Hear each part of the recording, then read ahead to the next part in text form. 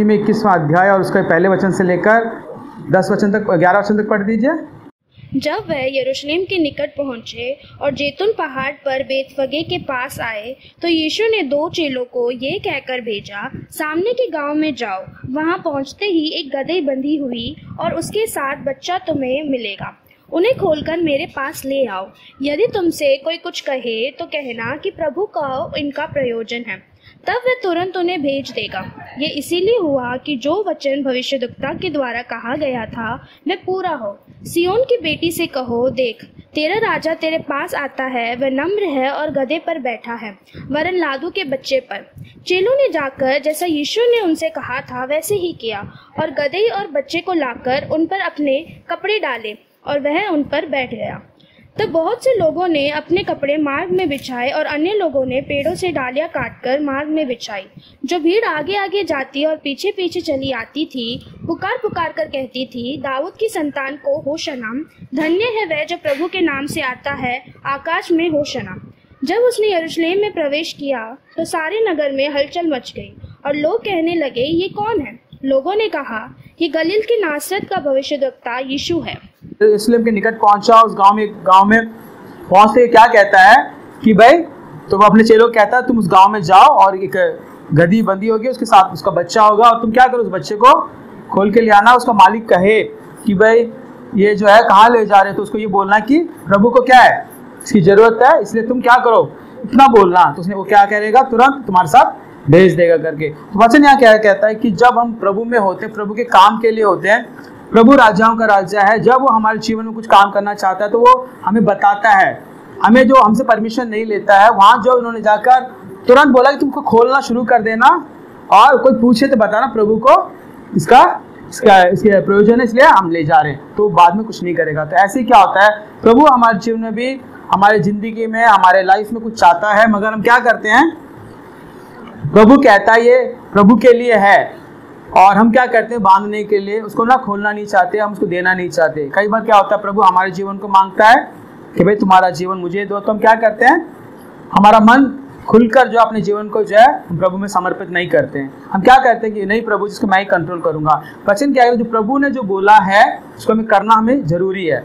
क्यों जरूरी है? क्योंकि वो हमारे लिए अच्छा कर रहा है, वो हमारे लिए बढ़िया काम कर रहा है, वो हमारे जीवन में आशीष का काम करेगा। हालेलुया। और कितने लोग हम ऐसे हैं कि जो है प्रभु को जो लाभ, जो प्रयोजन, मतलब क्या है, प्रभु के काम के लिए जो उसको लगाना है, ठीक है ना। प्रभु के राज्य के लिए अगर हम कुछ कर सकते हैं तो वो हमारे लिए आनंद की बात है या दुख की बात है? आनंद की बात है। कई बार क्या होता है कि हम अपने बच्चों को भी हम सेवा के लिए एनकरेज नहीं करते।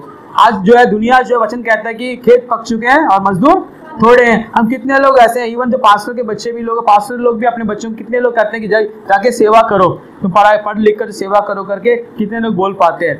क्योंकि वो काम जो प्रभु के राज्य का, प्रभु का काम है, उसके लिए उसने अपने जीवन को लगाना है, तो हम लोग नहीं दे सकते। हम लोग क्या करते हैं, नहीं देते हैं। नहीं तो हमारे अपने बच्चों को पूरा जीवन क्या करते हैं, एक चीज बनाने के लिए, कुछ इस दुनिया में जो है इंजीनियर बनाने के लिए, डॉक्टर बनाने के लिए, फिर अच्छे काम जो पा सके, उसको पढ़ाने लिखाने में पूरा दिन हम लगाते रहते हैं। छोटा से छोटा बात, पढ़ाई से लेकर कहीं जाने से लेकर आने से लेकर सब कुछ हम मेहनत करते हैं। जरा सा भी हम ये नहीं सोचते यार प्रभु के लाभ के लिए, प्रभु के राज्य के लिए मैं अपने बच्चों को दूं। हम नहीं सोच पाते। अगर प्रभु कहेगा भी ना क्या तुम चलो परमेश्वर के काम करने के लिए, तो हम क्या करेंगे, नहीं प्रभु जी ये जो पढ़ाई कर लेगा तब इसको हम भेजेंगे, या इसको ऐसा होगा तो तब हम भेजेंगे, ये कोर्स खत्म कर ले तो ये हम तब भेजेंगे। हम ये रिस्क नहीं लेना चाहते कि भाई हम अपने बच्चों को प्रभु के काम में दे सके। मगर वचन क्या कहता है, प्रभु ने बोल दिया कि तुम क्या करो, उसको जाकर खोल के लेके आ जाओ, तो क्या होगा, वो कोई रोकेगा तो उसको बोलना यीशु का, परमेश्वर का, प्रभु के लिए इसको प्रयोजन है, इसलिए तुम क्या करो, उसको छोड़ो करके, तो कुछ नहीं बोलेगा। पर हम लोग क्या करते, वो अनजान व्यक्ति था, उसने कहा, उसे कुछ नहीं बोला गया, जाकर गधे का बच्चे को खोलने लगे तो कह रहे कहाँ ले जा रहे हो, प्रभु को इसका प्रयोजन है। कहता ठीक है। इतनी सरलता से वो मान गया, क्योंकि प्रभु का राज्य के लिए काम कर रहे हैं। हम लोग क्या करते हैं, नहीं कर रहे हैं। अनेक लोग क्या करते हैं, प्रभु को जो टैलेंट है, प्रभु ने उनके जीवन में दिया, उनके बच्चों के जीवन में दिया है, मसीह लोगों को दिया, मगर उसको क्या करते, प्रभु के लिए वो क्या नहीं करते, इस्तेमाल नहीं करते, तो सांसारिक कामों में इस्तेमाल करते हैं। ऐसा नहीं होना चाहिए। सोच लो, अगर हमारा बच्चा जो है कलीसिया में आकर उसका दिल खुलता है और कुछ काम करने के लिए सोचता है, उस टैलेंट को हम दुनिया में लगाने की सोचते हैं। तो टैलेंट कहाँ से शुरू हुआ है, कलीसिया में डेवलपमेंट हुआ है ना। कई लोग जो साउथ में जो कई ऐसे म्यूजिक डायरेक्टर कैसे हैं पता है, चर्च में बजाने वाले होते हैं, शुरू में चर्च में उन्होंने सीखा, संडे स्कूल में गए, म्यूजिक सीखा, सब कुछ सीखा, और आज कहाँ बजा रहे हैं? सिनेमा में बजा रहे हैं। कहाँ बजा रहे हैं? सिनेमा में बजा रहे हैं। सीखा कहाँ? जिसने बोया, जिसने पानी सींचा, सब कुछ किया, मगर फल कहाँ जा रहा है? फल दुनिया वाले खा रहे हैं। ऐसा ना हो, मगर यही हम लोग सोचते हैं कि कुछ भी करा जा सकता है ना प्रभु के लिए। ये है कि प्रभु के लाभ के लिए हम करें, प्रभु के राज्य के लिए हम करें।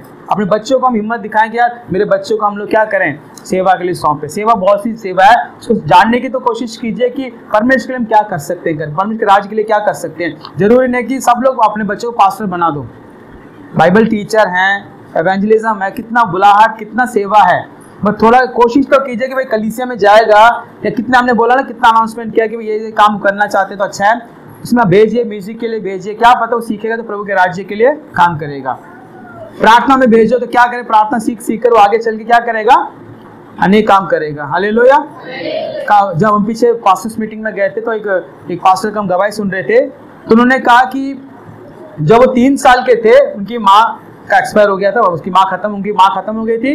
उनके पापा ने इनको छोड़कर चले गए कि नाना ने इनको पालन पोषण किया। तो नाना ने क्या किया, लगातार बाइबल जो उन्होंने सीखना है, मतलब अगर वो सीखेंगे नहीं तो उनको खाना पीना कुछ नहीं है।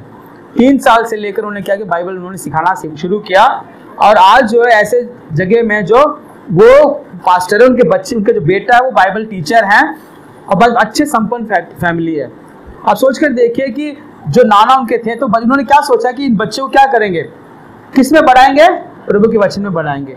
और हम लोग क्या करेंगे, हम अपने बच्चों से कुछ पूछेंगे तो सांसारिक चीज़ों को पूछेंगे तो फटाक से बता देंगे, सिनेमा का गीत गाएंगे, कोई भी सब कुछ करेंगे, सब कुछ चुटकुला सुनाएंगे, क्या करते हैं जो राइम सुनाएंगे, सब कुछ सुनाएंगे, मगर प्रभु के वचन को सुनाने के लिए बोलेंगे तो 10 लाइन हम नहीं सुना सकते। तो ये क्या होता है, यही हमारी जो तैयारी है प्रभु के लिए, प्रभु के राज्य के लिए, क्योंकि हमारे मन में ये ऐसी बात है। तो यहाँ क्या हुआ, जैसे उसने बोला कि प्रयोजन है प्रभु का तो उसने भेज दिया।